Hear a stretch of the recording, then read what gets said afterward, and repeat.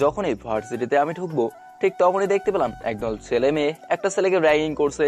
প্রথমে ছেলেটাকে উদুম কেলানি দেওয়া হলো, তারপর তাকে খালি গায়ে পুরো ভার্সিটি ঘোরানো হলো, যা আমি কখনো আশা করিনি। আজ আমার ভার্সিটিতে প্রথম দিন, আর যার উপরে যা বললেন তা হলো আজকে আমি যখন ভার্সিটিতে ঢুকছিলাম তখন এই দৃশ্য দেখলাম। আমি ভেবেছিলাম ভার্সিটিতে আর এসব র্যাগিং ট্যাগিং হয় না, কিন্তু আমি ভুল ছিলাম। এবার আসুন আমার পরিচয় দেওয়া যাক। আমি রিহান, বাংলা 3য় বর্ষে পড়ি, ঢাকা ভার্সিটিতে আসছি পড়াশোনা প্লাস ভালো হইতে। বাবা মা কেউ নেই, এক কথায় আমি একা। কিন্তু আমার 3টা ছোট ভাই আছে, যারা আমার নিজের ভাই না কিন্তু তার থেকেও বেশি কিছু। তাদের নাম সিজান, মানিক, প্রীতম। আমি পা টিপে টিপে ভার্সিটিতে প্রবেশ করলাম। সবাই আমার দিকে এমন দৃষ্টিতে তাকিয়ে আছে, মনে হচ্ছে আমি যেন মঙ্গল গ্রহ থেকে আসছি। তাকানোর যথেষ্ট কারণ আছে, কারণ আমার পরনে ফুটপাথ থেকে কেনা একটা 150 টাকার শার্ট এবং একটা কম দামি প্যান্ট, পায়ে একটা লোটর স্যান্ডেল। আসল লোটর না, নকল। আমি সামনে থেকে এগোতে থাকলাম, কিন্তু হঠাৎই ওই র্যাগিং গ্যাং থেকে একটা মেয়ে আমায় ডাকলো। আমি এদিক সেদিক তাকিয়ে দেখলাম, তারপর ইশারায় বললাম আমি। ওই মায়েরা আমায় কইলো, আমিও যাইতে লাগলাম। ওখানে গিয়ে দেখলাম 7 জন মেয়ে ও 5 জন ছেলে। একটা মেয়ে পেছন দিকে হয়ে আছে, চুলগুলো হাঁটু পর্যন্ত। আর ওদের সবাইকে দেখে বুঝলাম যে এরা সবাই বড় বাবার বেগে যাওয়ার সন্তান। তারপর একটা মেয়ে নীলাদ্রি বলে ডাকলো এবং তার সাথে সাথে মেয়েটা ঘুরে দাঁড়ালো। বুঝতে আর বাকি হলো না যে এই মেয়ের নামে নীলাদ্রি। মেয়েটা অপরূপ সুন্দর। আমি একবার তার দিকে তাকিয়ে আবার চোখ সরিয়ে ফেলে মাথা নিচু করে রাখলাম। তারপর মেয়েটা বলা শুরু করলো, ও আচ্ছা, তা মিস্টার খ্যাত, নাম কি তোর? রিহান। ও আচ্ছা, কই থেকে যে আসছিস দেখে তো মনে হয় ডাস্টবিন থেকেই উঠে আসছিস। ওয়াক থু। আর দেখে মনে হচ্ছে তুই ভার্সিটিতে নতুন। কি জন্য যে স্যারেরা তোদের মতো ফৈন্যের পোলাদের এই ভার্সিটিতে ঢোকায়? শোন, আমি হলাম এখানকার এমপির মেয়ে, আর এরা সবাই ঢাকার বড় বড় বিজনেসম্যানের ছেলে মেয়ে। আর এখানে সবাই আমার কথা মেনে চলে। তোকে সব ডিটেলস জানিয়ে দিলাম। হঠাৎ করে 5টা বাইক ভার্সিটিতে প্রবেশ করলো। সবাই তার দিকে তাড়াতাড়ি ভেতরে যেতে লাগলো। নীলাদ্রির গ্যাংয়ের সবাইও। নীলাদ্রি যেতে চায়নি, কিন্তু ওর বান্ধবীরা ওকে জোর করে নিয়ে গেল। এখন ক্যাম্পাসটাতে শুধু রিহান আর ওই 5টি বাইকে বসে থাকা 10 জন ছেলে। বাইক থেকে ছেলেগুলো নামলো আর রিহানকে উদ্দেশ্য করে বলল, কি রে, সবাই পালিয়ে গেল, তুই গেলি না? তুই মনে হয় নতুন। শোন, আমি হলাম রাফাত ভাইয়ের ভাই মামুন, আর রাফাত ভাইয়ের নাম শুনলে পুরো ঢাকা কাঁপে। যা, তোকে একটা চান্স দিলাম, পালা। সিংহ তো সিংহ, তার সামনে যদি 1000টা বাঘ এসেও গর্জন ছাড়ে তবুও সে একটুও ভয় পায় না। কিন্তু সিংহ যদি একবার গর্জন ছাড়ে তাহলে 1000টা বাঘও লেজ গুটিয়ে পালায়। কে বে তুই? এত বড় সাহস তুই কই পাস? সাহস? সাহস আর বুদ্ধি এটা তো উপরওয়ালা সবাইকে দেয়, কিন্তু সবাই সেটার সঠিক ব্যবহার করতে পারে না। যে পারে দিন শেষে সেই বিজয়ী এই বাচ্চা মরার লড়াইয়ে। ভাই, এর সাথে এত বকবক করার কি আছে? চট করে ধরে শুট করে দাও। দাঁড়া, আমি তো এর সাহস দেখে অবাক হচ্ছি। একে আজ একটা শিক্ষা দিয়ে যাব। এই, কে আসিস? দরবেটাকে। সবাই মিলে আমাকে ধরে উদম কেলানি দিতে থাকলো। তাদের মার খেতে খেতে আমি নিচে পড়ে গেলাম, কিন্তু ওরা তাও আমাকে মারতেই আছে। আমি চুপচাপ মার খেয়ে যাচ্ছি, কোনো শব্দ করছি না। এক পর্যায়ে তাদের ফোনে একটা কল আসে এবং আজ বেঁচে গেলে বলে তারা চলে গেল। আমার গায়ে ওঠার মতো শক্তিও নেই। হঠাৎ আমি দেখলাম ভার্সিটির মেইন গেট দিয়ে সিজান, মানিক, প্রীতম ঢুকতেছে। তারা ওই ভার্সিটিতে পড়ে, বাংলা প্রথম বর্ষে। তারা আমাকে পড়ে থাকতে দেখে দৌড়ে আসে আমার কাছে। ভাই, আপনার এমন অবস্থা কি করছে ভাই? ভাই, আপনি একবার খালি নামটা বলেন। ভাই, ওরা আপনাকে মারলো, আপনি ওদের কিছু বলেননি কেন? তোরা থামবি? আমায় তোল আর বাড়ি নিয়ে চল, আজ আর ক্লাস করবো না। আচ্ছা ভাই, চলেন। তারপর ওদের সঙ্গে বাসায় চলে আসলাম, এসেই ঘুমিয়ে পড়লাম। পরের দিন ভার্সিটিতে ঢোকার সময় নীলাদ্রের গ্যাংয়ের ডাক, আমিও গেলাম। কালকে তো ভাব দেখাইতে গিয়া কেলানি তো ভালোই খাইলি বলেই সবাই হাসা শুরু করলো। আমি চুপচাপ মাথা নিচু করে বলি,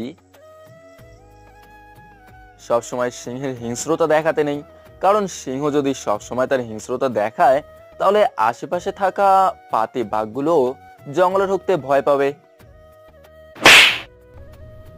এত কথা কি থেকে আসে? হ্যাঁ, তোকে বলেছি না আমাদের সামনে মাথা নিচু করে থাকবি, তা না করে তুই বড় বড় কথা ছাড়ছিস। হঠাৎই বেল পড়লো, সবাই যা যার মতো ভেতরে চলে গেল। তোকে তো আমি পরে দেখতেছি। বলে ভেতরে চলে গেল। আমিও একটা দীর্ঘশ্বাস ফেলে আমার ক্লাসরুম খুঁজতে খুঁজতে চলে গেলাম রুমে। আমি যখনই ভেতরে ঢুকতে যাব তখনই আমি যা দেখলাম আমি তা দেখে পুরাই অবাক। কারণ আমি আর নীলাদ্রি সেম ডিপার্টমেন্টেরই সেম বর্ষে। আমাকে গেটে দাঁড়িয়ে থাকতে দেখে নিশা, নীলাদ্রির বান্ধবী, নীলাদ্রিকে বলতেছে,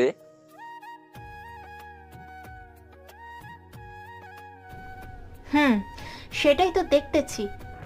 ওকে একটা শিক্ষা দিতে হবে। ঠিক বলেছিস। আমি মাথা নিচু করে ক্লাসে ঢুকলাম। সবার শেষে একটা বেঞ্চে ফাঁকা আছে, আমি গিয়ে ওখানে বসলাম।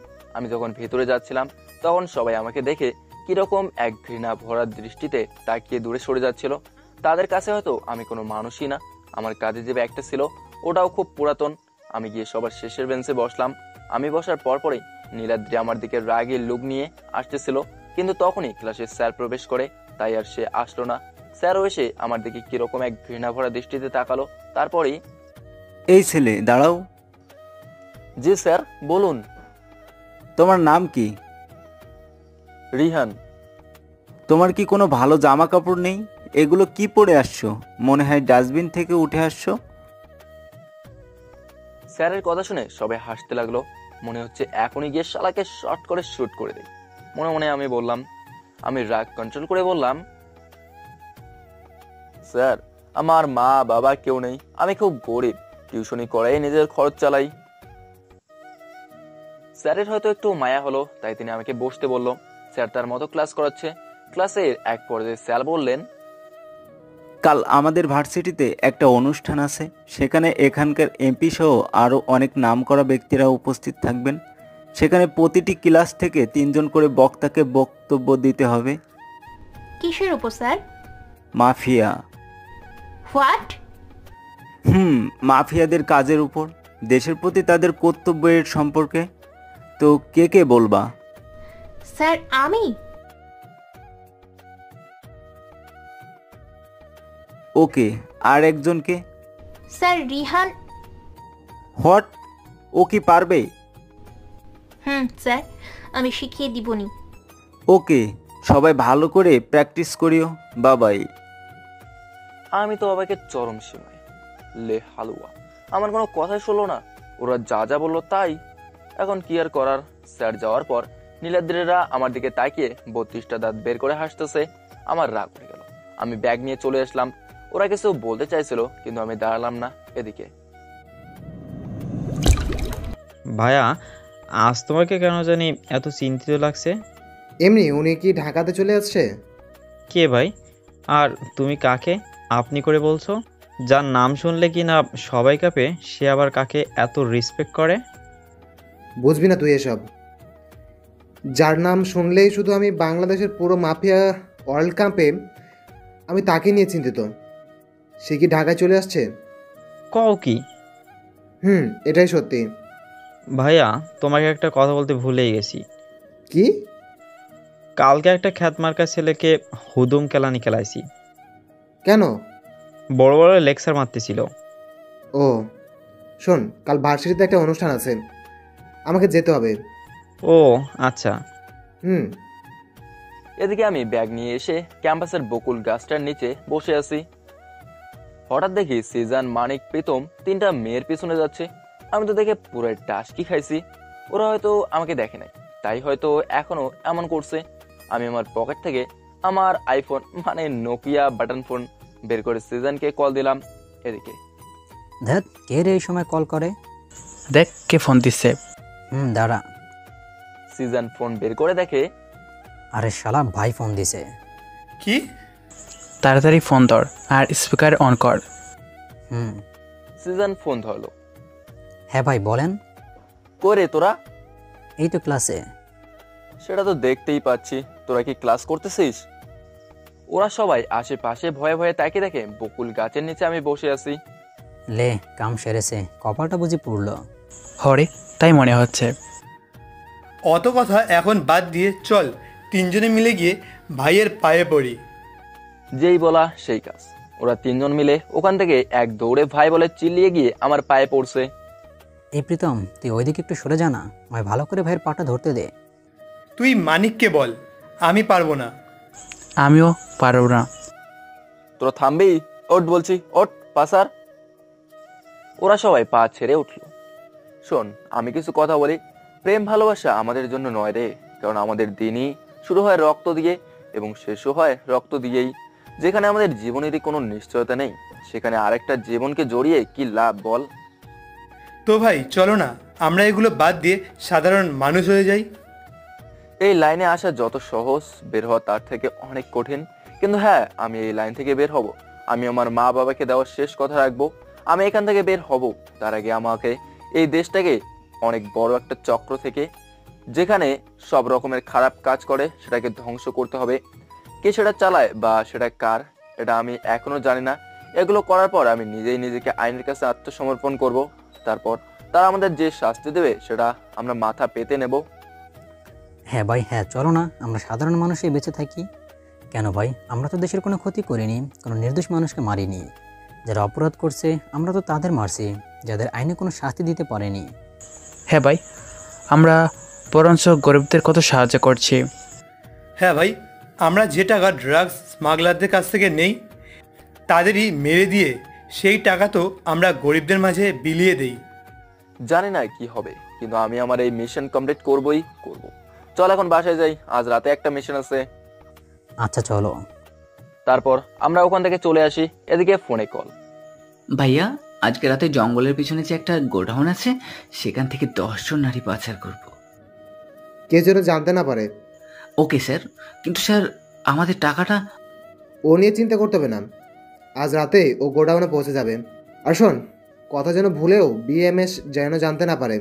শুনলাম সে নাকি ঢাকায় আসছে। আমি ওর লোক, কিন্তু ও জানে না যে কাজগুলো আমিই করি।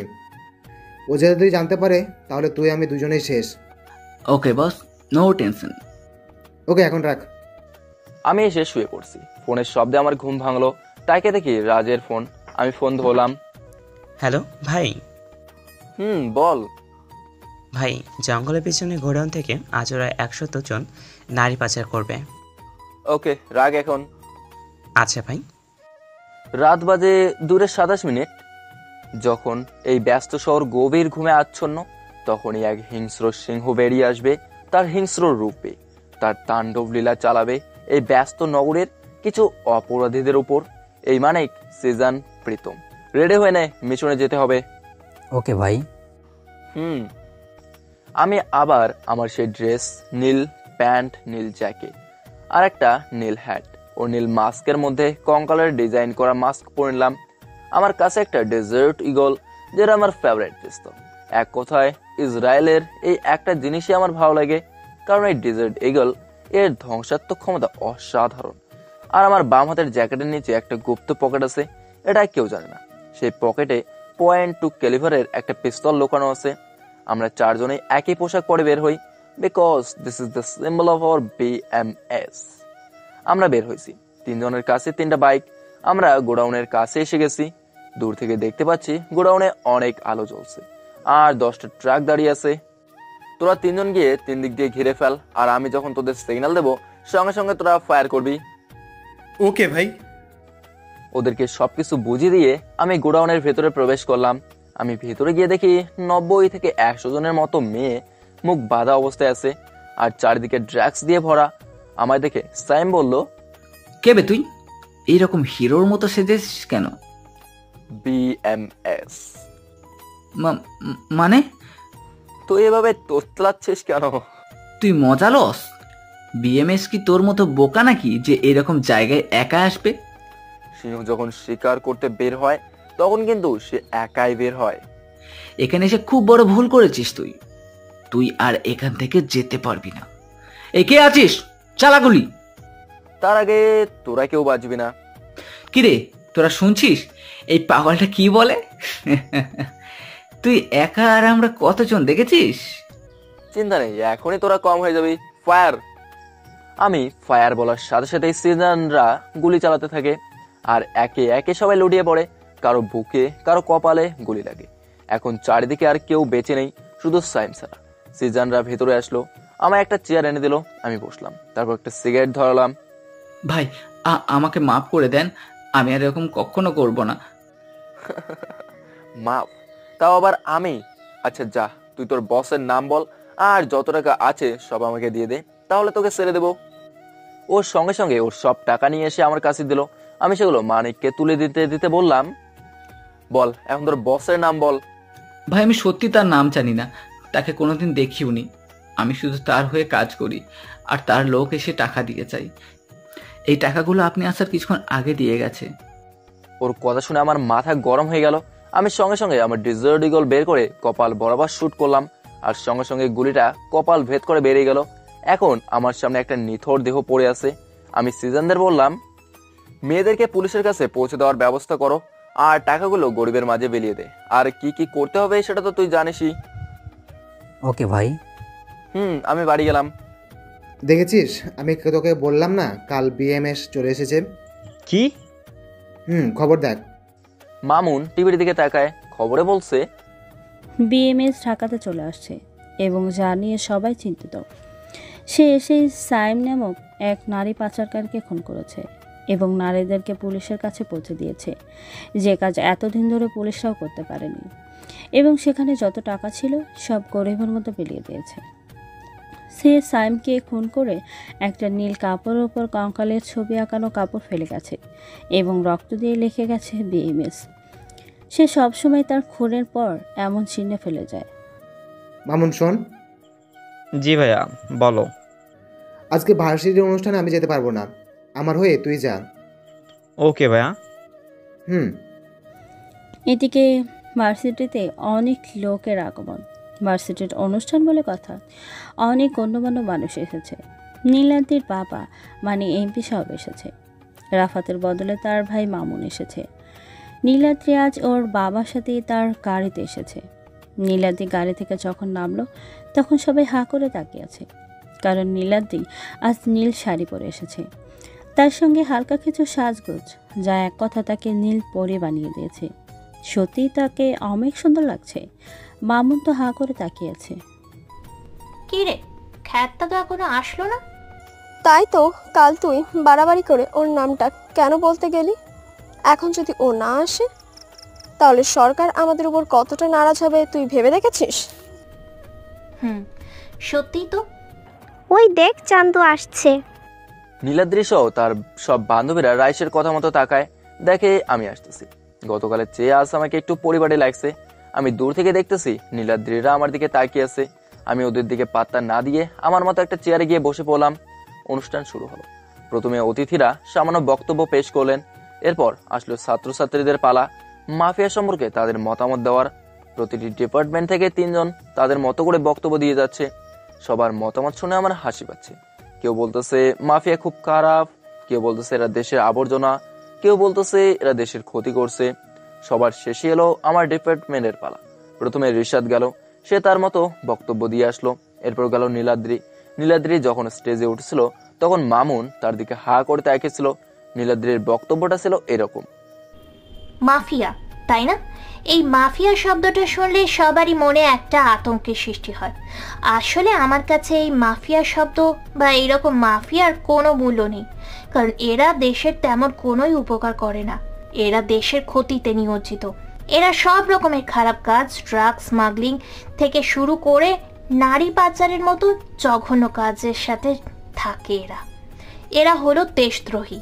এরা বড়লোক থেকে শুরু করে গরিবের টাকা ছিনিয়ে নিয়ে তাদের জীবনকে একটা কঠিন বিপর্যয়ের মধ্যে ঠেলে দেয়। এরা কখনো কারোর উপকার করতে পারে না।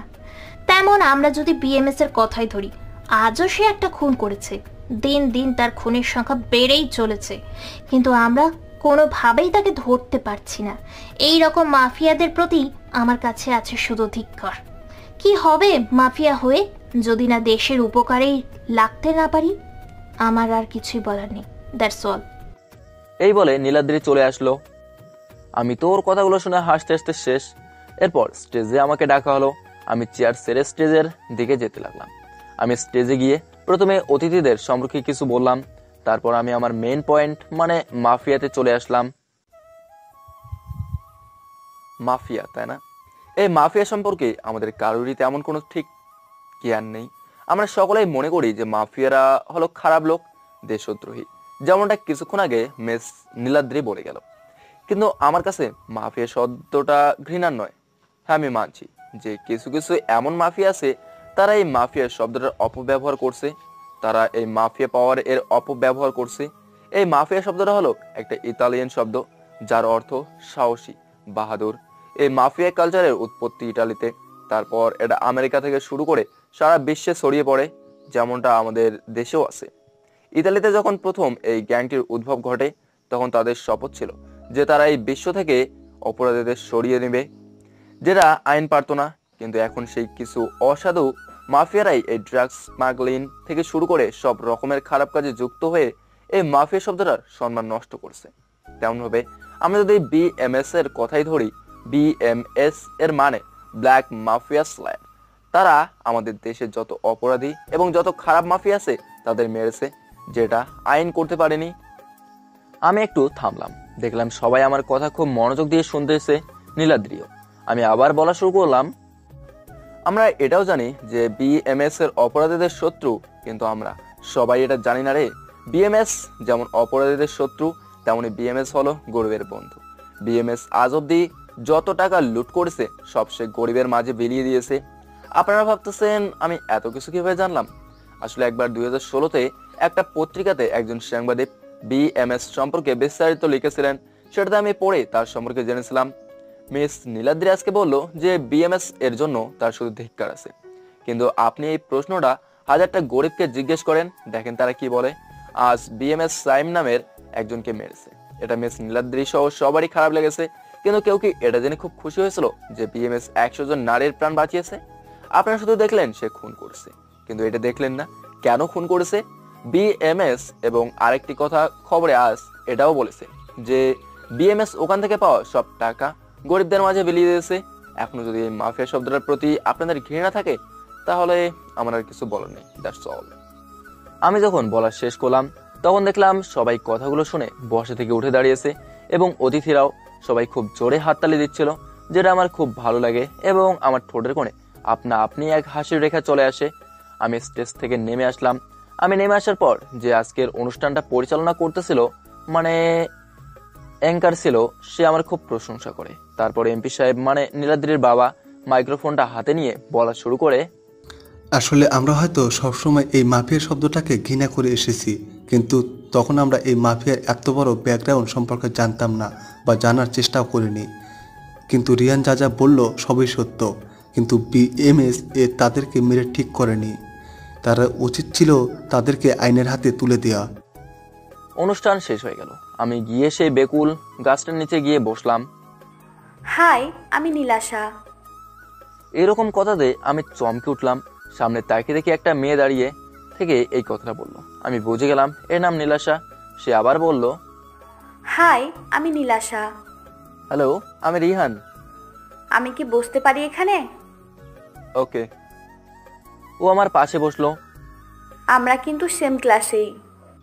ও, আমি আপনাকে কাল দেখেছি ক্লাসে। কিন্তু আমি তো দেখলাম না। আপনি দেখবেন কিভাবে? ক্লাসে আসার পর থেকেই তো মাথা নিচু করে বসেছিলেন। ও আচ্ছা। আমার বাবাও এখানে অতিথি হিসেবে উপস্থিত ছিলেন। উনি দেশের নাম্বার 1 বিজনেসম্যান। ও আচ্ছা। আপনি কিন্তু ভালোই বক্তব্য দিলেন, আমার কিন্তু বেশ লেগেছে। আরে না, যা সত্য সেটাই বলেছি মাত্র। ও যাই হোক, আমরা কি বন্ধু হতে পারি? বন্ধু? আমার সাথে বন্ধুত্ব করে লাভ কি? আমি তো আপনার লেভেলের না। আপনি কত বড়লোক আর আমি খ্যাত গরিব, টিউশনি করে নিজের খরচ চালাই। ও হ্যালো, বন্ধু হতে চাইছি, গার্লফ্রেন্ড না যে এত ডিটেলস শুনতে হবে। আর বন্ধুত্বের মধ্যে কে বড় লোক কে গরিব এসব চলে না। আপনি বন্ধু হবেন কি না সেইটা বলেন। না। আপনি যদি বন্ধুত্ব না করেন তাহলে লোক জড়ো করে বলবো আপনি আমাকে টিজ করতেছেন। তখন কি হবে বুঝতে পারছেন তো? আর আমার বাবা কিন্তু এখনো যায়নি। আরে আপনি এরকম মিথ্যা বলে আমাকে ফাঁসাতে চান কেন? সেই জন্যই বলছি বন্ধু হয়ে যান। এ তো মহা বিপদ। তাড়াতাড়ি বলেন কি করবেন। মেয়ে আমার ব্যাকগ্রাউন্ড শুনলে বন্ধু তো দূরে থাক, আমার কাছেই আসতে চাইবে না। মনে মনেই বললাম। কি হলো, এত কি ভাবেন? তাড়াতাড়ি বলেন কি করবেন। কি আর করার, যে বিপদে ফেললেন হ্যাঁ না করে উপায় আছে? তার মানে আজ থেকে আমরা বন্ধু। ওকে আচ্ছা থাকেন, আমি এখন বাসায় যাব। বন্ধুত্বের মধ্যে আপনি নয়, হয় তুমি না হয় তুই, যে কোনো একটা বলে, না সম্বোধন করা পর্যন্ত যাওয়া নাই চান্দু। এ তো মহা মুশকিল। আচ্ছা থাকো, আমি বাসায় যাব। এই তো চান্দু, এবার লাইনে আসছো। আচ্ছা যাও। হ্যালো বস, সাইমকে তো বিএমএস মেরে দিয়েছে। ওকে সেদিন বারবার করে বলেছিলাম যে বিএমএস কিন্তু ঢাকাতে চলে এসছেন, সব কাজ দেখে শুনে করিস, কিন্তু শালা মূর্খর কথাটা কানেই নেয়নি, সেজন্য সেই নেই। আচ্ছা বস, আপনিও তো বিএমএস এর লোক, তাহলে কিন্তু বিএমএস এটা ধরতে পারছে না কেন? আরে পাগল, এটা হলো মাফিয়ার জগৎ। এখানে যে যত গেম খেলতে পারবে আর দুঃসাহস দেখাতে পারবে, দিন শেষে সেই রাজ্যে জয়ী হবে, বুঝছিস? ও আচ্ছা বস, আপনি জিনিয়াস। এখন ফোন রাখ। আচ্ছা বস। আমি চলে আসলাম বাড়িতে এসে দেখি ওরা তিনজন লুডো খেলতেছে। আমায় দেখে ওরা বলা শুরু করলো, ভাই আপনি আসছেন, আসেন আসেন লুডো খেলি। হ্যাঁ ভাই আসেন। না তোরাই খেল, আমি এগুলো খেলি না। ওকে ভাই। আজকের দিনটা পার হলো। সকালে আমি ভার্সিটিতে হেঁটে হেঁটে যাচ্ছি। হঠাৎ পেছন থেকে শুনলাম কে যেন আমার নাম ধরে ডাকছে। আমি পেছনে তাকালাম, কাউকে দেখলাম না।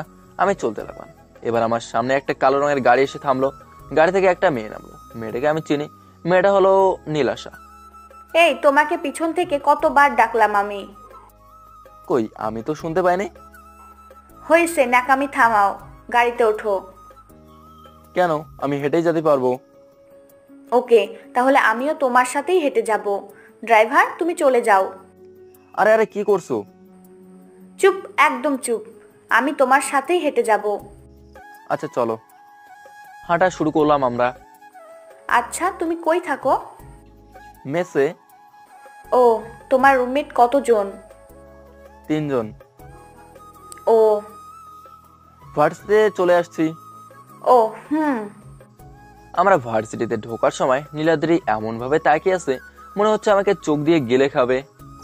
কাল তো খুব বললি যে তুই রিহানকে ভালোবাসিস এবং ওকেই তোর বড় বানাবি, কিন্তু তোর জানেমান নিশারার সাথে। উফ, তোরা চুপ করবি? দেখ আমি ওর কাছে যাচ্ছি সরি বলতে। আমি দেখলাম নীলাদ্রি আমার কাছে আসতেছে। নীলাশা ক্লাসে চলে গেছে। সরি। কেন? তোমার সাথে খারাপ ব্যবহার করেছি সেই জন্য। ও মা, মায়া দেখি তুমি করে ডাকতেছে। ও আচ্ছা। মাপ করেছো? জান এখন। কেন, আমি থাকলে সমস্যা কি? যদি ওই নীলাশা থাকতো তাহলে কোনো সমস্যা হতো না, তাই না? না না। কিসের না না? শোন, নীলাশার থেকে দূরে থাকবি। কেন? আমি বলছি তাই। আমি আপনার কথা কেন শুনবো? কারণ আমি তোকে এমন সময় মামুন তার দলবল নিয়ে আসছে, কারণ নীলার দিকে তার ভালো লাগছে। মামুন এসে নীলাদ্রির সামনে। এই নীলাদ্রি, আমি তোমাকে ভালোবাসি। কি? সত্যি? তুই ভাবলি কি করে যে আমি তোর মতো একটা জানোয়ারকে ভালোবাসবো? এই নীলাদ্রি, বেশি কথা বলিস না। নীলাদ্রির সঙ্গে সঙ্গে একটা চর মেরে বলে, তোর সাহস কি করে হয় আমার হাত ধরার?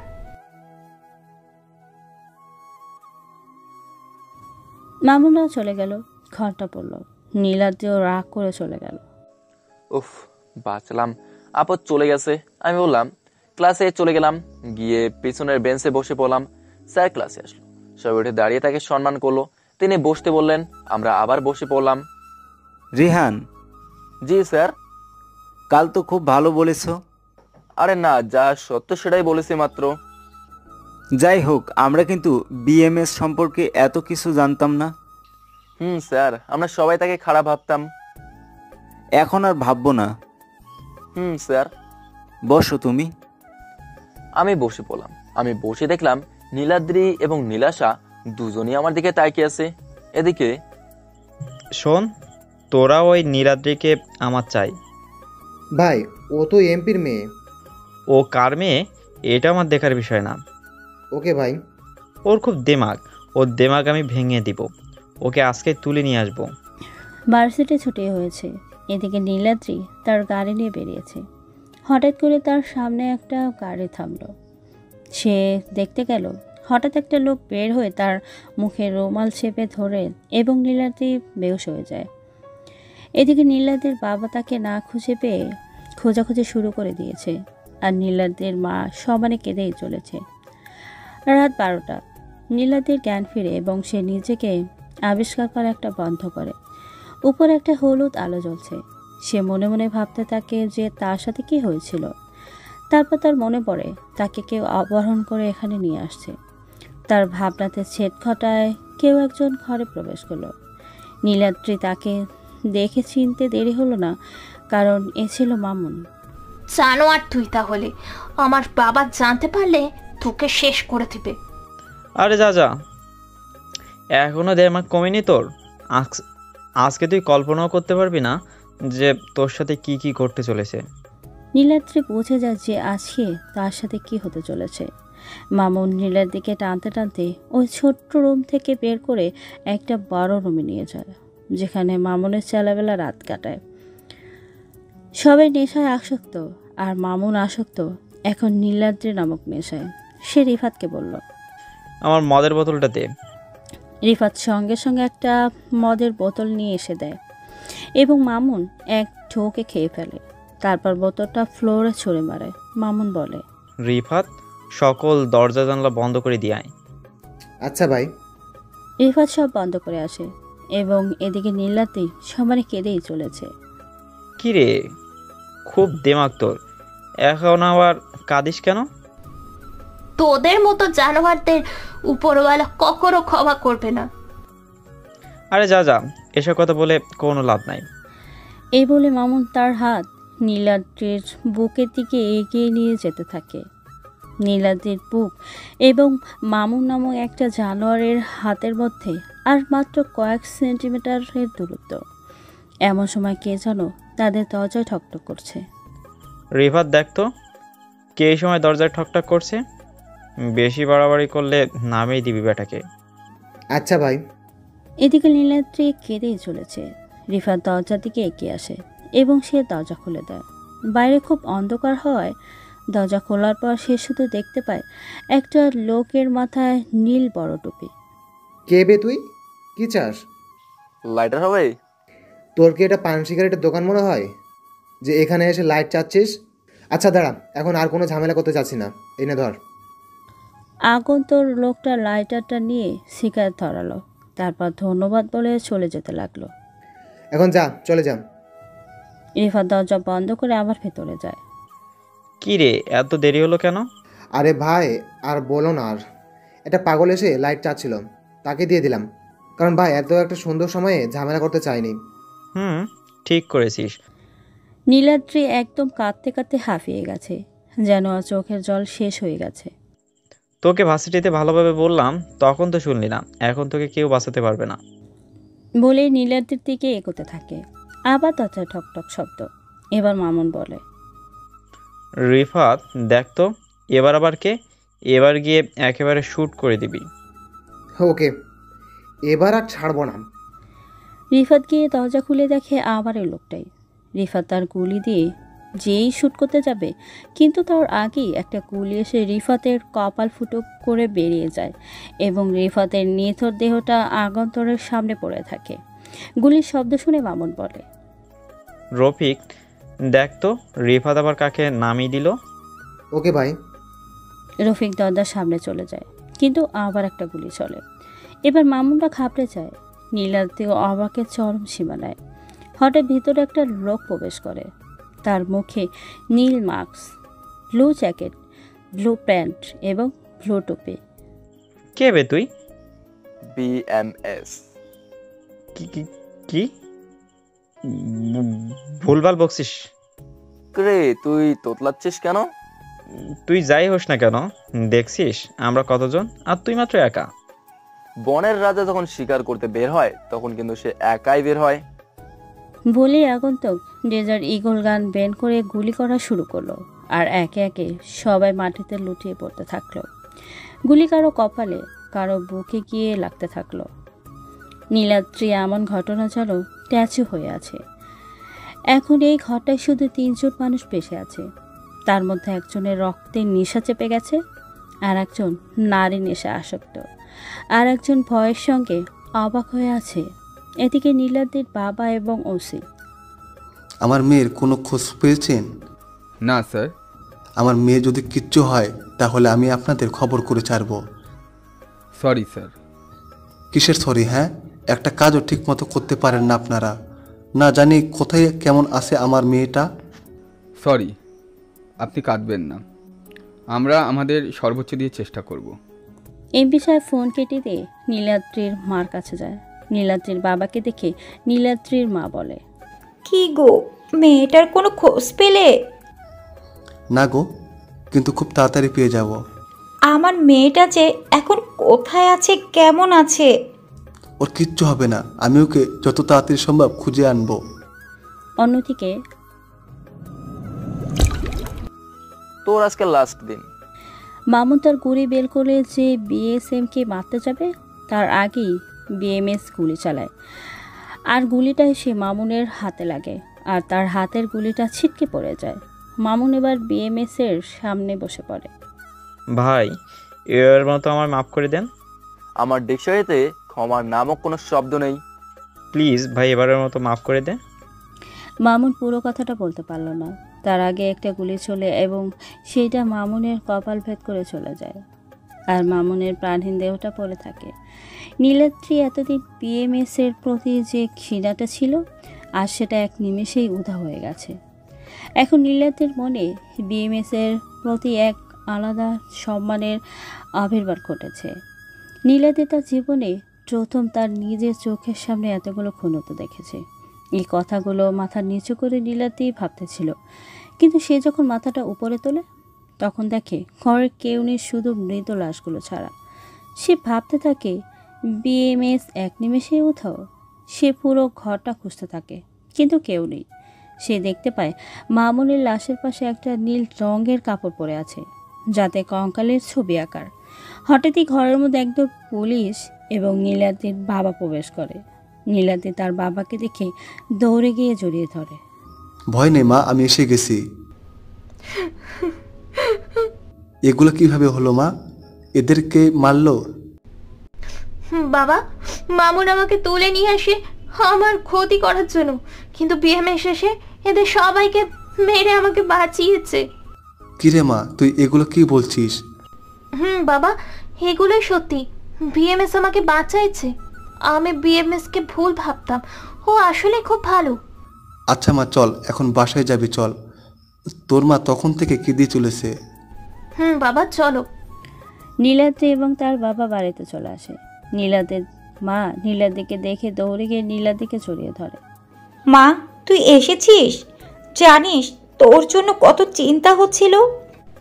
মা, আমিও খুব ভয় পেয়ে গেছিলাম। মা, তোকে কে বাঁচিয়েছে? বিএমএস। কি, ওই খুনিটা তোকে বাঁচিয়েছে? না মা, ও খুনি না, ও গরিবের বন্ধু। ও শুধু অপরাধীদেরকে মারে। ও যদি আমাকে না বাঁচাতো তাহলে তোমরা হয়তো আমাকে আর জীবিত দেখতে পেতে না। এই না মা, না মা, এগুলো কথা আর কখনো বলবি না। যা মা যা, এখন অনেক রাত হয়েছে, তুই কিছু খেয়ে ঘুমা। না বাবা, এখন কিছু খাবো না, আমি ঘুমোতে গেলাম। নীলাদ্রি আর কারো কথা না শুনে ওর রুমে চলে যায়। ওর বাবা মা ওকে অনেক ডাকলো, কিন্তু ও শুনল না। সকাল হয়ে গেছে, রেহান ভার্সিটিতে যাওয়ার জন্য রেডি হচ্ছে। তখনই মানিক একটা খবর আর কাগজ নিয়ে দৌড়াতে দৌড়াতে আসে আর বলে, ভাই এই দেখো, খবরের কাগজে কি বের হয়েছে, এমপির মেয়েকে বাঁচালেন বিএমএস। কি? বিএমএস তো আমরাই, তাহলে ওকে কে বাঁচালো? হ্যাঁ, তুই ঠিক বলেছিস। ওরা গভীর চিন্তায় মগ্ন। আমি ওদের অবস্থা থেকে হাসতেছি আর একটা কম দামি গেঞ্জি পরতেছিলাম। হঠাৎ করে দেখি ওরা আমার দিকে কেমন ভাবে তাকিয়ে আছে। তোরা বুঝছিস ব্যাপারটা? রে, আমাদের ভাই এসব করেছে। এই রে, ধরা পড়ে গেছি। ভাই তুমি একা একা গেছিলা কেন? হ্যাঁ, তুমি আমাদের বলনি কেন? তোরা ঘুমাচ্ছিলি তাই তোদের ডাকিনি। আর একটু দেরি হলেই খবর খারাপ হয়ে যেত নীলাদ্রির। তোমার যদি কিছু হয়ে যেত? কিছু হবে তাও আবার আমার? হাসালি রে তোরা। পরক্ষণে দেখি ওরা তিনজন এসে আমায় জড়িয়ে ধরে কেঁদে দিছে। ভাই, আমাদের একমাত্র আপন বলতে তুমিই আছো। তুমি তো আমাদের নতুন করে বাঁচতে শিখিয়েছো। তোমার যদি কিছু হয়ে যায় আমরা কি নিয়ে বাঁচবো? ওরা সবাই কথাটা কেঁদে কেঁদে বলল। ওদের কথা শুনে আমারও চোখ দিয়ে জল গড়িয়ে পড়লো। আরে না, তোরা থাকতে আমার কিচ্ছু হবে না রে। ওদেরকে বুঝিয়ে আমি ভার্সিটির উদ্দেশ্যে রওনা দিলাম। আর ভাবতেছিলাম ওদের সাথে আমার কোনো রক্তের সম্পর্ক নেই, কিন্তু ওরা আমার জন্য নিজের জীবনও দিয়ে দিতে পারে। আসলেই ভালোবাসা আর মায়া এই দুটো জিনিস খুবই বিচিত্র। এদিকে নীলাদি ব্রেকফাস্ট করে রেডি হয়ে নিয়েছে, ভার্সিটিতে যাবে। সে বেরোতে যাবে তখনই। কি রে মা, আজও তোর ভার্সিটি যেতে হবে? আজকে যেতে হবে না, যা। না না, আজকে না গেলে ওই বজ্জাত মেয়েটা রিয়ানের সাথে আঠার মতো লেগে থাকবে। আমি মনে মনে এসব ভাবি। না না বাবা, আজ ভার্সিটিতে অনেক ইম্পর্টেন্ট নোট দিবে স্যার, আজকে যেতেই হবে। এই বলে নীলাদি বেরিয়ে গেল, কারণ ওখানে আর বেশিক্ষণ থাকলে ওর বাবা ওকে আঁকড়ে দিত।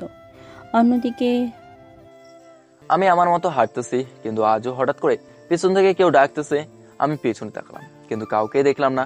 যখন আবার হাঁটা শুরু করব তখন দেখি সেদিনের মতো আজকেও একটা কালো রঙের গাড়ি দাঁড়িয়েছে। আমি মনে করেছি এখানে নীলাশা আছে, তাই আমি বলা শুরু করলাম, দেখো নীলাশা, আমার সামনে গাড়ি নিয়ে এসে লাভ নেই। আমি হেঁটে যাব, তুমি গাড়িতেই যাও, আর তোমার আমার সাথে হেঁটে যাওয়া লাগবে না। আমি এক নিঃশ্বাসে এগুলো বললাম, কিন্তু পরে যা দেখলাম তা দেখে আমি অবাক। কারণ গাড়ির গ্লাসটা নামিয়ে যে মুখটা বের করলো সে আর কেউ নয়, সে হলো নীলাদ্রি। নীলাদ্রির মুখটা একদম রাগে লাল হয়ে আছে। গাড়িতে ওঠো। কেন? আমি উঠতে বলেছি তাই। না না, আমি হেঁটেই যেতে পারবো। বেশি কথা বলিস না, তাড়াতাড়ি ওঠ। আমি আর কোনো কথা বললাম না। যে পরিমাণ রেগে গেছে, আমি চুপচাপ গাড়ির পেছনের সিটটায় বসতে যেতে লাগলাম। আমাকে কি তোর ড্রাইভার মনে হয় যে তুই পেছনে বসবি? তাড়াতাড়ি সামনে আয়। এ তো দেখি 420 মিটার পার সেকেন্ডে রেগে গেছে। এখন বেশি কথা না বলে সামনে যাই, না হলে কপালে দুঃখ আছে, মনে মনে বললাম। আমি গিয়ে সামনে বসলাম। তারপর ও গাড়ি স্টার্ট দিয়ে ড্রাইভ করতে থাকলো, কিন্তু ও ভার্সিটির রাস্তা পার করে অন্যদিকে যেতে থাকে। আরে আপনি ওইদিকে যাচ্ছেন কেন? ভার্সিটি তো এইদিকে। নীলাদ্রি আমার দিকে চোখ গরম করে তাকালো। আমি আর কিছু বললাম না। হঠাৎ আমার ফোনে কল আসলো। আমি দেখি নীলাশা কল দিয়েছে। আমি একটা ঢোক গেলাম। নীলাদ্রি আমাকে জিজ্ঞেস করলো, কে ফোন দিয়েছে? চুপ হয়ে রইলাম। কথা কি কানে যায়নি? হুম। কে কল করেছে? নীলাশা। কি? ওই শাকচুনিটা? ফোন ধর আর স্পিকার অন কর। আচ্ছা। আমি কলটা রিসিভ করে স্পিকার অন করলাম। কই তুমি? এই তো আসতেছি। এতক্ষণ লাগে? আচ্ছা, তাড়াতাড়ি আসো, আজ তোমায় নিয়ে নদীর পাড়ে ঘুরতে যাব। আচ্ছা আচ্ছা, তুমি তাড়াতাড়ি আসো, বাই। ফোন কেটে দিল। এদিকে রাফাত তার ভাইয়ের মৃত্যুতে গভীরভাবে শোকাহত। সে মনে মনে ঠিক করে নেয় যে বিএমএসকে মেরে তার ভাইয়ের মৃত্যুর প্রতিশোধ নেবে। আমার ভাইকে যে কে মেরেছে তাকে আমি ছাড়বো না। বিএমএসকে আমি ধ্বংস করব বুদ্ধি দিয়ে। রাফাতের ডান হাত আশরাফুল। কিন্তু কিভাবে ভাই? এমবিপিএস অনেক মাথা ঠান্ডা খেলোয়াড়, ওকে মারা এত সহজ হবে না ভাই। আমিও ওর লোক, কিন্তু আমি এই মাফিয়া সিটিতে কিং হতে চাই। বিএমএসের সাথেই গেম খেলবো। ওর কাছ থেকেই শিখা যে এই মাফিয়া গেম কিভাবে খেলেন। ওর সাথে এবার শুরু হবে মাফিয়া গেম। ওর বুদ্ধি দিয়ে মারবো ওকে। নীলাশা ফোন কেটে দিল। আমি দেখলাম নীলাদ্রি গাড়ি থেকে নেমে কাঁদতে কাঁদতে চলে যাচ্ছে। আমিও গাড়ি থেকে নেমে তার পিছিয়ে পিছিয়ে যেতে থাকলাম। সে সমানে কেঁদেই চলেছে। কাঁদতে কাঁদতে সে নদীর দিকে যেতে থাকে। আমি তার হাতটা ধরলাম। আমি জীবনে এই প্রথমবার কারো হাত ধরলাম। আরে ওদিকে কোথায় যাচ্ছেন আর কাঁদতেছেন কেন? মরতে যাচ্ছি, আর আমি কাঁদলে তোর কি? এগুলো কি আজে বাজে বকছেন? হ, আমি আজে বাজে বকছি, আমি পাগল, তুই যা। কথা বলতে বলতে নীলাদি দিল নদীতে ছাপ। নীলাদি সাঁতার পারত না, এটা রিহান জানত। এটা জানার পেছনে একটা গল্প আছে। রিহানও নদীতে ঝাঁপ দেয়। নীলাদ্রির প্রায় ডুবুডুব অবস্থা। তখনই রিহান নীলাদ্রিকে ধরে নদী থেকে পাড়ে তোলে। দুজনেই কাক ভেজা হয়ে গেছে। আপনি কি পাগল হয়ে গেছেন? রিহান এবার নীলাদ্রির গালে কষে একটা চড় মারে। ফর্সা গালটাতে একটা চড় মারার কারণে লাল হয়ে আছে। নীলাদ্রি কান্না করতেছে।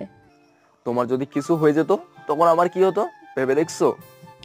নীলাদ্রির তো এমন অবস্থা পুরাই বোকা বনে গেছে। তার কাছে সব যেন কেমন এলোমেলো লাগছিল। আমার কিছু হয়ে গেলে তোর কি হতো? আমি তোর কে হই? চুপ হয়ে রইলাম। আর তুমি কিভাবে জানলে আমি সাঁতার পারি না? বলতেই হবে? থাক না কিছু রহস্য।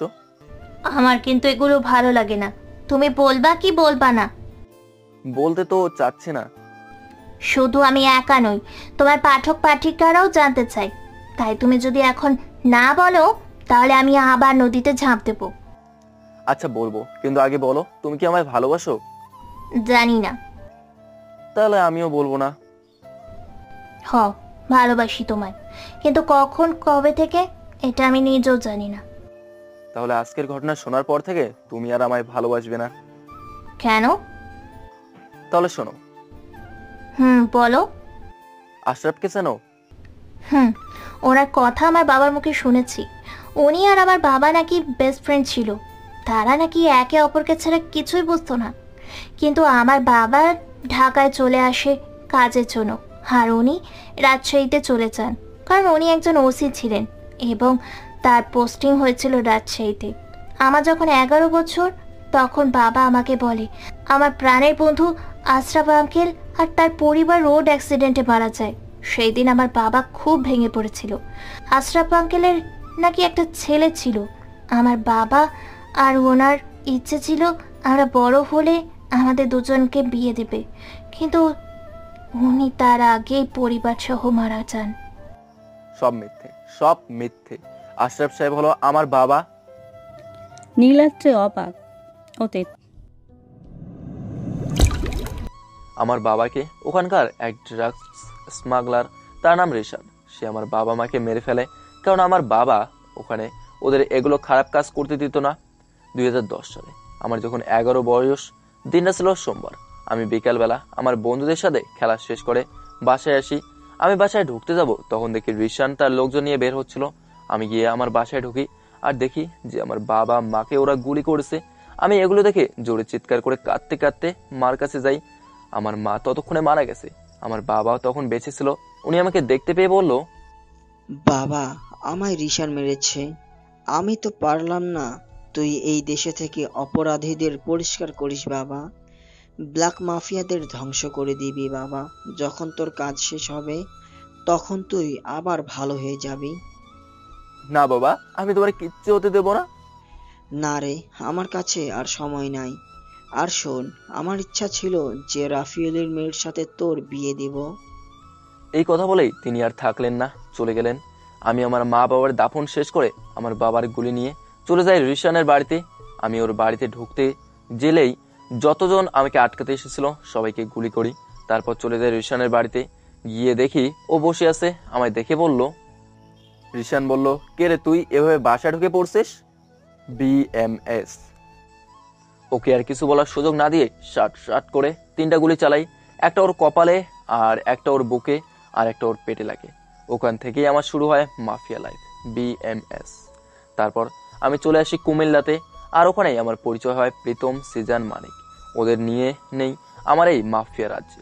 ওরা আমার জন্য জীবনও দিয়ে দিতে পারে। আমি আস্তে আস্তে সব ব্ল্যাক মাফিয়াদের মেরে ফেলি, আর ওখান থেকে যা টাকা পাই সব টাকা গরিবদের মাঝে বিলিয়ে দেই। সব ব্ল্যাক মাফিয়াদের আমি মেরে দিয়েছি। এখন শুধু এই ঢাকাতে একটা আছে। ঢাকাতে আসার আমার 2টা কারণ। এক হলো এখানে একজন ব্ল্যাক মাফিয়া আছে, আর দ্বিতীয় হলো তুমি নীলাদ্রি। বর্তমান আমি সব কথা বললাম মাথা নিচু করে। তারপর আমি মাথা নিচু করে বললাম, নীলাদ্রি তুমি যদি আমায় পুলিশে দিতে চাও দিতে পারো, কিন্তু এখন আমায় কেউ ধরতে পারবে না। আমি আগে লাস্ট ব্ল্যাক মাফিয়াকে মারবো, তারপর আমি নিজে আত্মসমর্পণ করব। আমি কথাগুলো শেষ করে নীলাদ্রির দিকে তাকালাম, দেখলাম নীলাদ্রির চোখে জল। তুমি ভাবলে কিভাবে আমি তোমাকে পুলিশের হাতে তুলে দিব? আমি জানতাম। হঠাৎ ওই নীলাদ্রি এসে আমার জড়িয়ে ধরলো, আমিও তাকে আলতো করে জড়িয়ে ধরলাম। শুরু হলো ভালোবাসার এক নতুন অধ্যায়, যে অধ্যায় একটা ছেলে আর একটা মেয়ে ছোটবেলা থেকে যাদের ছিল বিয়ে হবার কথা, আজ তারা জড়িয়ে গেল এক ভালোবাসার বন্ধনে, যেখানটাতে থাকবে না কোনো রাগ, কোনো হিংসে, কোনো মনোমালিন্য, থাকবে শুধু অফুরন্ত ভালোবাসা। নীলাদ্রি আমাকে জড়িয়ে ধরেছে, এমন সময় নামলো বৃষ্টি। মনে হচ্ছে যেন আকাশ, বাতাস, নদী সবাই আমাদেরকে অভিনন্দন জানাচ্ছে। আমি নীলাদ্রির মাথাটা আমার বুক থেকে সরিয়ে আমার দিকে করলাম, তারপর আমি ধীরে ধীরে আমার ঠোঁট তার দিকে এগিয়ে নিয়ে যেতে শুরু করলাম। নীলাদ্রি এতক্ষণে তার চোখ বন্ধ করে নিয়েছে, তার ঠোঁট দুটো কাঁপতেছিল। আমি আমার ঠোঁট দুটা তার কপালে আলতো করে একটা চুমু এঁকে দিলাম। নীলাদ্রি মনে করেছিল যে তার সাথে অন্য কিছু হয়তো হবে। তুমি তো ভয় পেয়ে গেছিলে, ভিতর ডিম একটা। নীলাদ্রির এইরকম কথা শুনে হঠাৎ করে তার হাত দিয়ে আমার মাথা ধরে আমার ঠোঁটের সাথে তার ঠোঁট এক করে দিল। 2 মিনিট পর এটা কি হলো? কোনটা কি হলো? তুমি কিস করলা কেন? বারে, এখন হচ্ছে তুমি আমার সম্পত্তি, তাই আমার যা ইচ্ছে আমি তাই করব। আর তাছাড়া তুমি আমার ভিতর ডিম বলেছিলে না? লে হালুয়া। আচ্ছা চলো, এখন অনেকক্ষণ ধরে ভেজা কাপড়ে আসো, অসুখ করবে তোমার। আচ্ছা চলো। তারপর আমরা গিয়ে নীলাদ্রির গাড়িতে উঠলাম। এদিকে বৃষ্টি হচ্ছে। আমি তোমায় ড্রপ করে দিব। আরে না, লাগবে না। তুমি এত বেশি কথা বলো কেন? আচ্ছা চলো। গাড়ি চলতে চলতে আমার মেসের সামনে এসে দাঁড়ায়। আচ্ছা যাও তাহলে। বাই। বাই। আমি গাড়ি থেকে নেমে আসতে যাব, পেছন থেকে নীলাদ্রির ডাক। রিহান। কি? শোনো।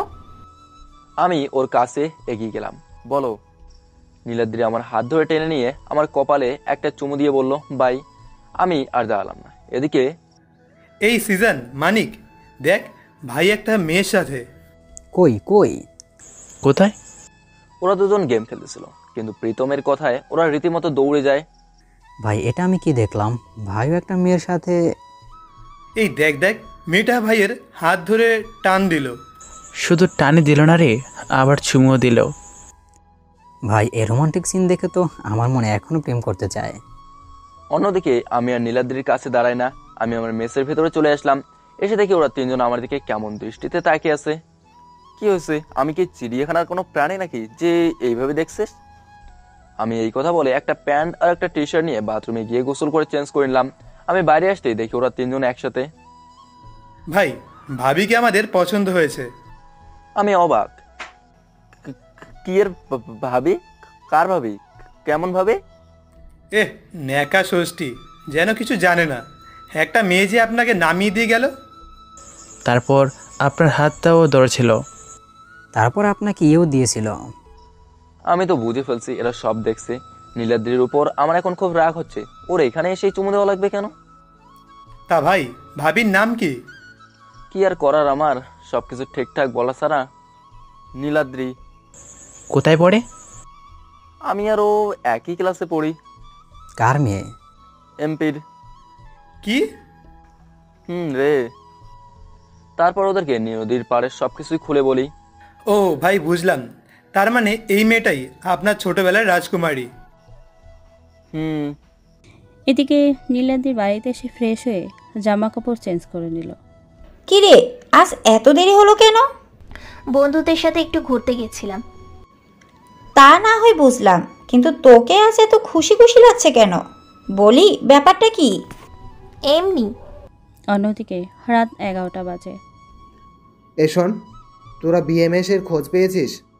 কি বলেন ভাই, সত্যি? ও এখন ভার্সিটিতে আছে। তাহলে চলেন ভাই, ওকে কালে গিয়ে মেরে দেই। দেখ শালা মূর্খ, ওকে যদি এত সহজে মারা যেত তাহলে আজ মাফিয়া কিংয়ে বিএমএস না আমি হতাম, বুঝেছিস? ও তাহলে কি করবেন? আমি তোদেরকে ওর সব ডিটেলসে দিয়ে দেব। তোরা কয়েকদিন ওর ওপর নজর রাখতে হবে। সকাল হয়ে গেছে।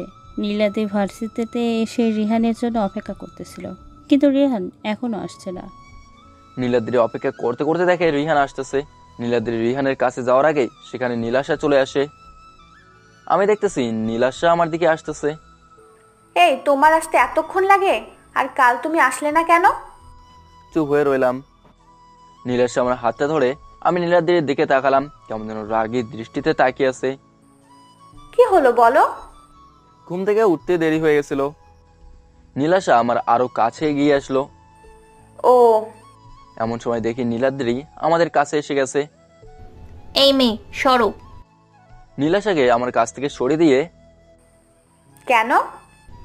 ও আচ্ছা আচ্ছা, তোমাকে তো বলাই হয়নি আমি আর রিহান একে অপরকে ভালোবাসি। কি সত্যি? হুম। রিহান ও যা যা বলছে সব কি সত্যি? ও, কংগ্রাচুলেশনস। ওর অমন কথা শুনে নীলাদ্রি অবাক, কারণ নীলাদ্রি মনে করেছিল নীলাশা আমাকে ভালোবাসে, কিন্তু নীলাদ্রির সব কল্পনা জল্পনা ভেঙে দিয়ে নীলাশার এমন উত্তরে নীলাদ্রি অবাক। এই নীলাদ্রি আর রিহান শোনো, আমি কিন্তু দুইজনের দিক থেকে ট্রিট পাচ্ছি। অবশ্যই। কবে দিবা তাহলে? আজই চলো। আজ না, আমার একটু কাজ আছে। আচ্ছা তাহলে কাল। ওকে ডান। আচ্ছা বাই। বাই। নীলাশা চলে গেল। আমি ওদের কথা শুনছিলাম এতক্ষণ। এই রিহান চলো, আজ সারাদিন তোমার সাথে ঘুরবো। কেন, আজকে ক্লাস করবে না নাকি? আরে একটা দিন ক্লাস মিস করলে কিছু হবে না। নীলাদ্রি আমার হাত ধরে যেই গাড়িতে তুলতে যাবে, তখনই মানিক, সিজন, প্রীতম আমাদের সামনে এসে হাজির। High Babi. হ্যালো, বাট তোমাদের তো চিনলাম না। কেন ভাই, আপনাকে আমাদের কথা কিছু বলেনি? কই না তো। ও আচ্ছা, শোনেন, আমরা হলাম বিএমএস এর ভাই, ওনার সাথে থাকি আমরা। ও এখন বুঝলাম। কিন্তু যাই বলেন, আপনাকে আমাদের ভাইয়ের সাথে দারুণ মানিয়েছে। তোরা আজ ক্লাস করবি না? কির ক্লাস আজকে? আজকে ভাবি আমাকে ট্রিট দিবে। আপনার যদি ক্লাস করার ইচ্ছে থাকে তাহলে আপনি যান, আমরা যাবো না। লে হালুয়া, এত বড় অপমান! আপনাকে আমরা ভয় পাই না, কারণ আমাদের ভাবি রক্ষা করবে। আমাকে ভয় পাস না তোরা, দাঁড়া আমি আসতেছি। ওদের দিকে এগোতেই, ভাবি বাঁচান। আহ রিহান থামো তো, ওদের সাথে এমন করতেছ কেন? ওরা তো শুধু ট্রিট চাইছে। এই তোমরা যাও, গাড়িতে গিয়ে বসো। ওরা গাড়িতে উঠে গেল। আমি বললাম, আজ বেসিক্যালি ওরা আমাকে ভেঙচি কেটে গাড়িতে উঠলো। তারপর আমি আর নীলাদ্রি গাড়িতে উঠলাম। নীলাদ্রি গাড়ি চালাচ্ছে, আমি তার পাশে বসে আছি। নীলাদ্রি গাড়িটা রেস্টুরেন্টের সামনে এনে দাঁড় করালো। তারপর আমরা সবাই রেস্টুরেন্টে গেলাম। আমি আর নীলাদ্রি একসাথে বসলাম। তোমাদের যা ইচ্ছে অর্ডার করো, আজ সব বিল আমি দেব। ওকে ভাবি। বলেই তারা অর্ডার শুরু করলো। মজার বিষয় হলো তারা খাওয়ার সময় কোনো চামচ ব্যবহার করছিল না, যা থেকে রেস্টুরেন্টের সবাই হাসাহাসি করছিল এবং সবাই নানা রকম কথা শোনাচ্ছিল। তোমরা চামচ ব্যবহার করো। হঠাৎ করেই আমি দাঁড়িয়ে গেলাম। তারপর বলা শুরু করলাম, এক্সকিউজ মিমি, আপনাদের সবার উদ্দেশ্যে আমার কিছু বলার আছে। আপনারা যে ওদের চামচ ছাড়া খাওয়া দেখে হাসতেছেন, একটা কথা কি ভুলে গেছেন যে আমরা যখন জন্মের পর প্রথম খাবার খেয়েছিলাম, সেটা কিন্তু আমাদের মা নিজের হাতেই আমাদের খেয়ে দিয়েছিল। আমাদের মা কিন্তু প্রথম এই হাত দিয়েই আমাদের খাওয়া শিখেছিল। আমাদের দেশের স্বাধীনতার জন্য, আমাদের মাতৃভাষার জন্য, আমাদের বাঙালি সংস্কৃতির জন্য 30 লক্ষ মানুষ তাদের জীবন দিয়েছে। কিন্তু আজ সামান্য 2 দিনের বিদেশি রীতির জন্য আপনারা আমাদের বাঙালি রীতিকে দেখে হাসছেন। বাবা, ধিক্কার জানাই এমন বাঙালিকে যারা বিদেশি রীতির জন্য নিজেদের বাঙালি রীতিকে নিয়ে হাসাহাসি করে। আমি আর কিছু বললাম না, সেখান থেকে চলে আসলাম। আমি বাইরে দাঁড়িয়ে আছি। তারপর দেখি নীলাদ্রি সহ ওরা 3 জন আসতেছে। আমি বললাম, কি হলো, আসতে এত দেরি হলো কেন? আরে ভাই বলো না, তুমি যে বলে আসলা। তাতে সবাই তাদের ভুল বুঝতে পারছে। তারা তোমাকে খুঁজতে ছিল। আর ওরা সবাই এসে আমাদেরকে সরিও বলেছে। ও আচ্ছা, বুঝছি, এখন চলো। নীলাদ্রি, রিহান, জিহান, প্রীতম, মানিক দাঁড়িয়ে আছে। তারা গাড়িতে উঠতে যাবে তখনই পিছন থেকে 10-12 জনের মতো কিছু বকাটা ছেলে নীলার দিকে নিয়ে বাজে বক্তব্য করছিল। আশিক ভাই, দেখেছো মালটাকে? রে, কি ফিগার! আমি আর চুপ থাকতে পারলাম না। কে বললি এই কথাটা? কেন, কি করবি তুই? আমি বলেছি। আমাকে ধাক্কা দিয়ে বলল আশিক। আমি আর চুপ থাকতে পারলাম না। আমি 5 পা পিছিয়ে এসে পিছনে ঘোরলাম, তারপর আমার ঘাটটা ঘুরিয়ে ফুটালাম। তোমাদের ভাই এগুলো কি করতেছে? ভাবি আপনি শুধু দেখতে থাকেন। ভাবি বিনা টিকিটে এখন অ্যাকশন মুভি দেখেন। আমি আশিকের দিকে দৌড়ে গিয়ে একটা সুপারম্যান পাঞ্চ দিলাম। আশিক সহ ওখানে যারা ছিল সবাই আশিকের সাথে ধাক্কা খেয়ে পড়ে গেল। আশিকের মুখ দিয়ে রক্ত পড়তেছিল। তারপর ওরা একে একে আমাকে মারতে আসলো। আমিও কাউকে সুপারম্যান পাঞ্চ, কাউকে সুপার কিক মারতেছি। সবাই উড়াধুরা মার খেয়ে এখন পড়ে আছে। তারপর আমি আশিকের কাছে গেলাম। মেয়েরা মায়ের জাতি, এখন থেকে তাদের সম্বন্ধে কিছু বলার আগে তোকে এই তিনটার কথা মনে পড়বে। আর একটা কথা, তোর কিন্তু মেয়েদের শক্তি সম্পর্কে কোনো ধারণাই নেই। আমি চলে আসলাম নীলাদ্রির দিকে। যখন মারামারি হচ্ছিল তখন নীলাদ্রি বারবার বলছিল সিজনদের যে তোমরা যাও, রিহানকে থামাও, আর না হয় তোমরা ওকে সাহায্য করো। আরে ভাবি, ভাইয়ের ওরা কিছুই করতে পারবে না, আর ভাইয়ের কারো সাহায্যও লাগবে না। ভাই তো এমনি এমনি বিএমএস হয়নি।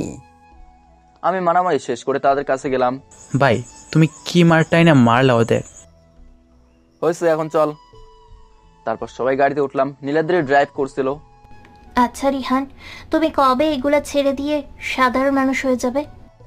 আমি তো তোমাকে বলেছিলাম যে আমার টার্গেট পূরণ না হওয়া পর্যন্ত এখান থেকে আমি বেরোতে পারবো না। কিন্তু তোমার সেই টার্গেটটা কবে পূরণ হবে? খুব শীঘ্রই। আমি বুঝে ফেলেছি যে কে এর পেছনে আছে। শুধু রাজের একটা কলের অপেক্ষা। এই রাজটা আবার কি? ও আমাদের একজন গোপন মেম্বার। সব মিশনের আগে ও সব ডিটেলস জোগাড় করে। ও, এই তোরা নাম, এসে গেছি। ওরা ভেতরে চলে গেল। নীলাদ্রি শোনো, আমি কাল ভার্সিটিতে আসবো না। কিন্তু কেন? আমার একটা গুরুত্বপূর্ণ কাজ আছে। ও আচ্ছা, সাবধানে থেকো বাবু। বাই। হোয়াট ইজ বাবু? আমি কি বাচ্চা নাকি? আরে আমি ভালোবেসে বললাম।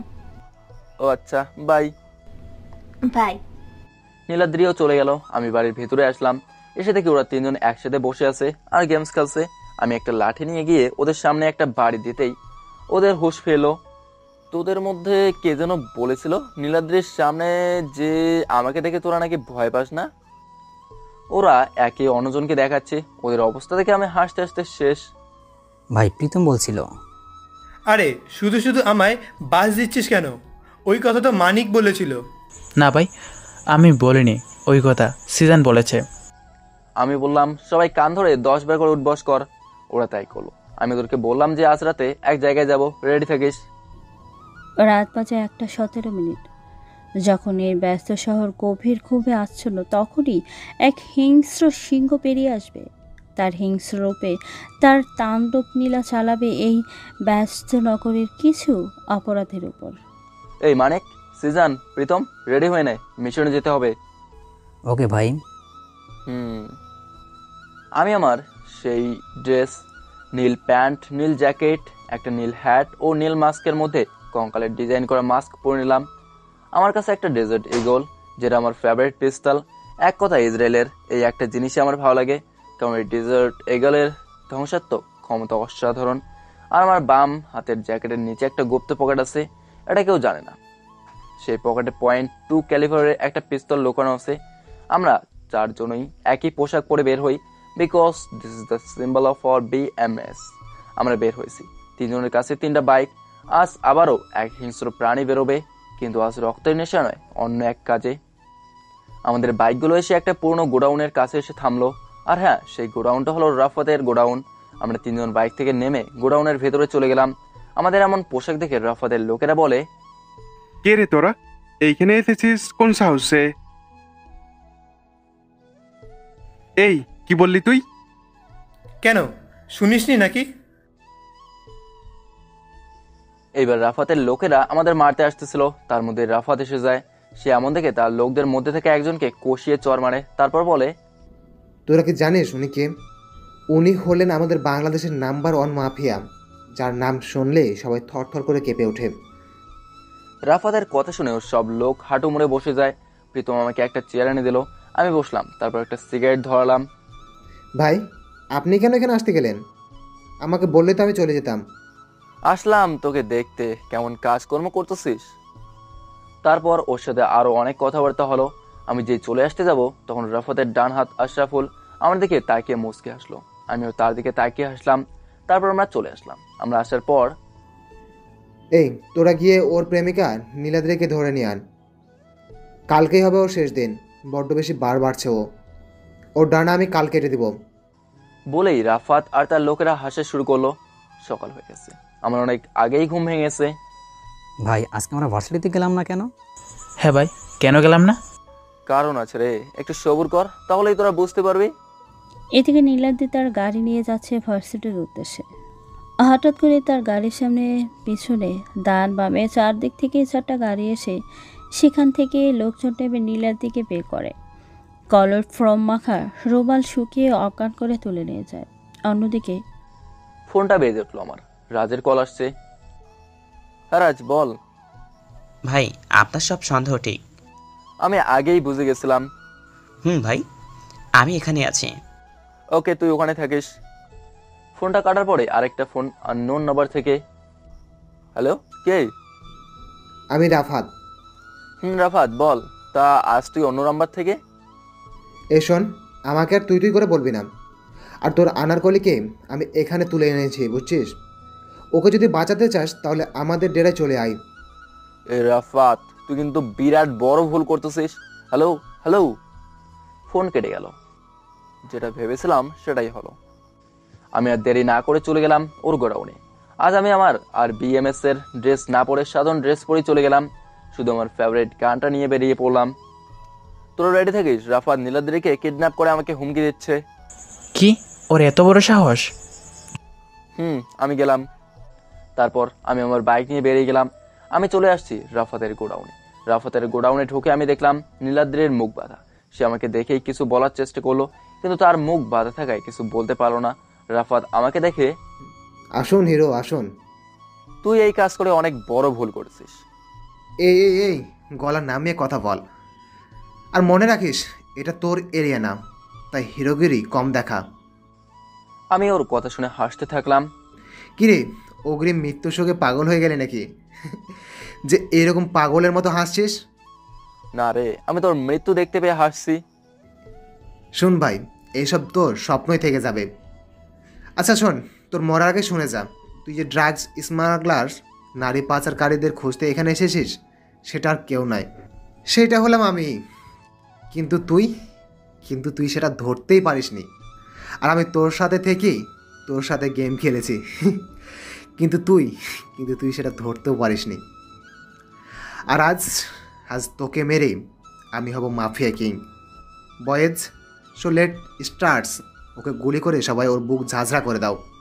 কিন্তু কেউ তাকে গুলি করছে না দেখে রাফাত আবার বলা শুরু করলো। কি হলো, তোমরা দাঁড়িয়ে কি দেখছো? ফায়ার!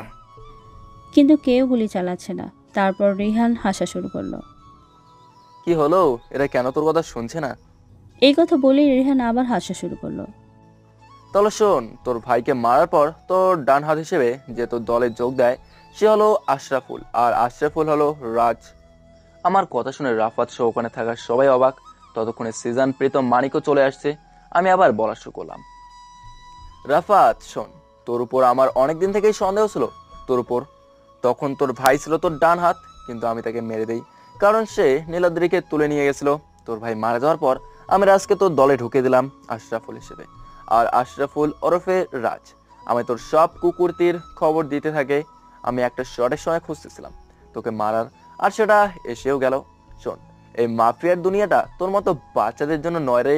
এখানে যে যত তার শত্রুর সাথে গেম খেলতে পারে, জয় তারই হয়। রাফাত এই কথা শুনে তার গুলি বের করতে যেই আমাকে মারতে যাবে, তার আগে পেছনে থেকে একটা গুলি চলে, যেটা তার মাথার পেছন দিক দিয়ে ঢুকে কপাল ফুটো করে বেরিয়ে গেল। আর গুলিটা মেরেছে রাজ। চোখের সামনে রাফাতের নিথর দেহটা পড়ে থাকে। নীলাদ্রির বাঁধন খুলে দেওয়া হয়, তখন সে দৌড়ে এসে আমাকে জড়িয়ে ধরে কান্না করে দেয়। আজ তো তোমার মিশন শেষ, এখন তো সাধারণ মানুষ হয়ে যাও। চলো না, আমরা অনেক দূর চলে যাই। এখন আমি ভালো হয়ে যাব। কিন্তু তখনই পুলিশ এসে যায় আর বলে, hands up BMS, you are under arrest. আমি হেসে দিলাম তার কথা শুনে। ইন্সপেক্টর, আমি যদি না চাই তাহলে আমাকে কেউ ধরতে পারবে না, কিন্তু আমি আজ ধরা দেব, কারণ আমার মিশন শেষ। পুলিশ আমাকে হাত করা পরিয়ে নিয়ে যাবে। এমন সময় নীলাদ্রি, ওকে ছেড়ে দিন অফিসার। না নীলাদ্রি, তুমি আর বাধা দিও না, আমার জন্য অপেক্ষায় থেকো।